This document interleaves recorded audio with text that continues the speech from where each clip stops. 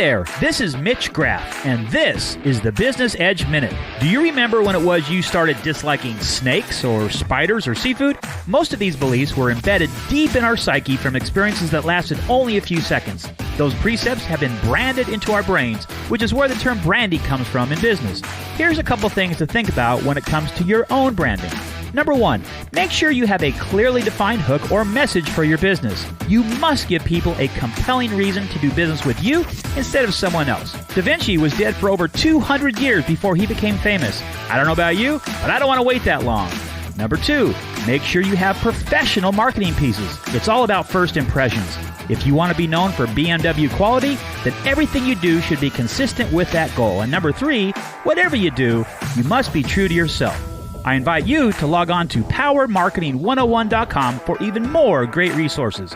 This is Mitch Graff, and you've been listening to the Business Edge Minute.